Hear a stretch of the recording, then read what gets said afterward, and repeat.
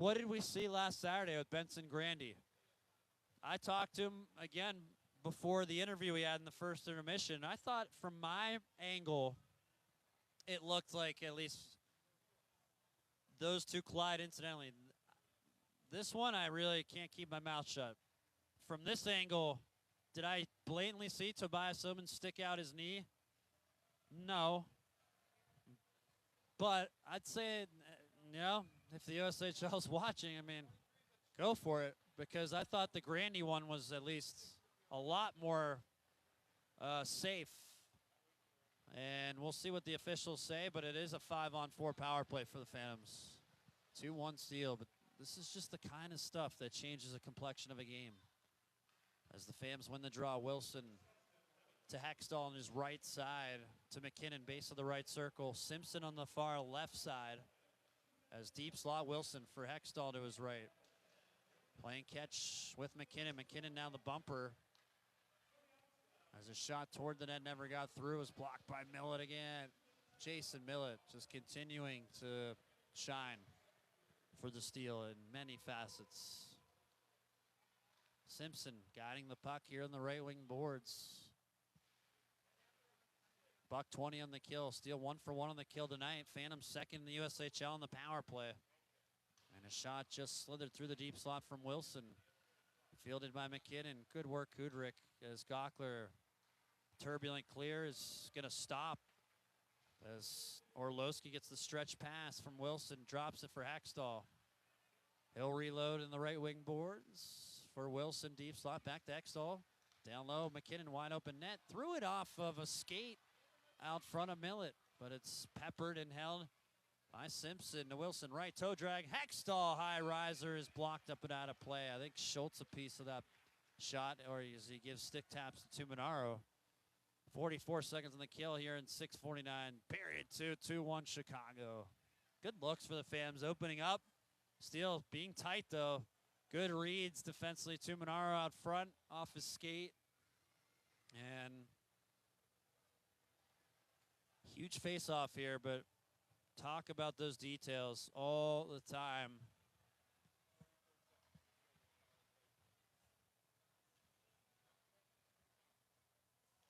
Asadorian wins the draw against Anderson.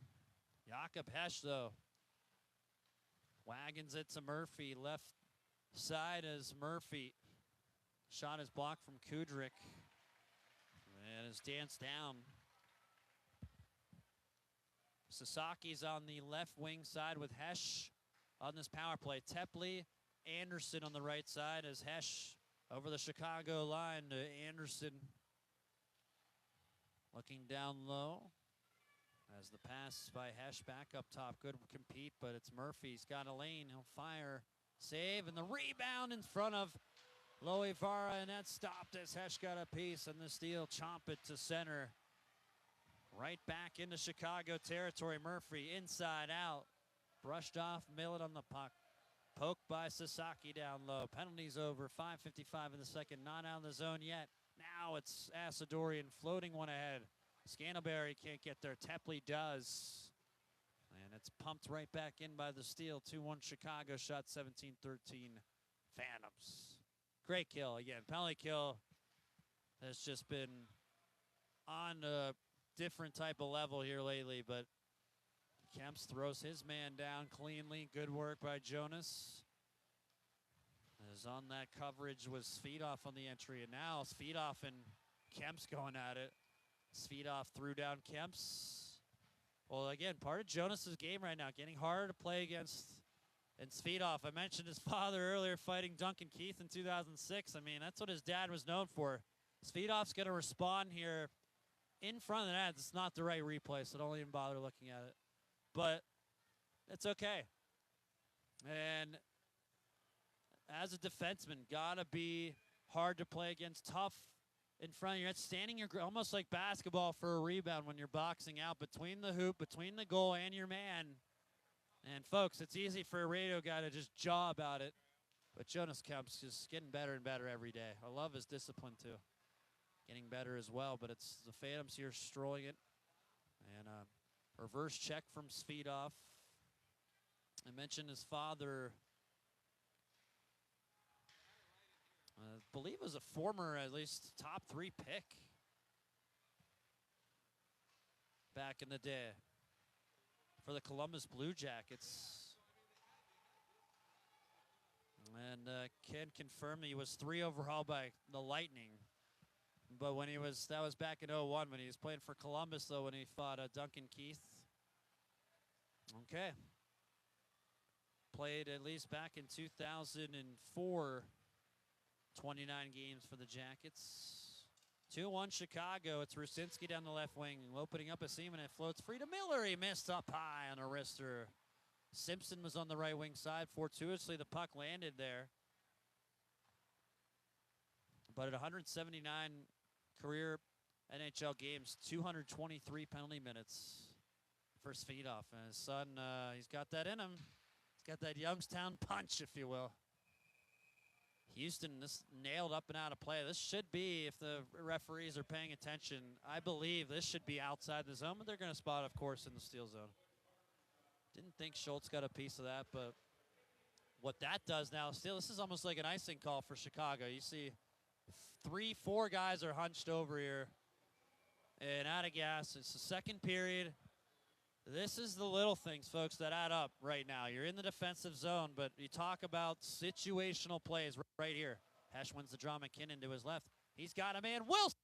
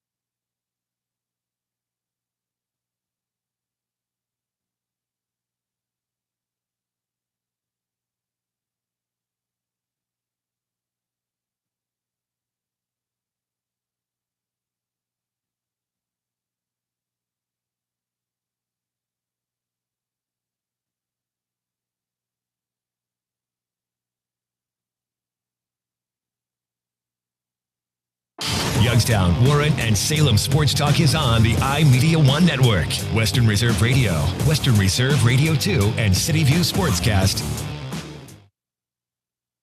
All should be just stick with the call on the floor and move on. You mentioned earlier in this game, there was a review that lasted at least 3 minutes, right? It seemed like it went on maybe even longer than that. 60-second rule is a good rule. I'd be okay with a 30-second rule. The point of replay is to overturn egregious, obvious mistakes, not to just sit here and look at every possible angle,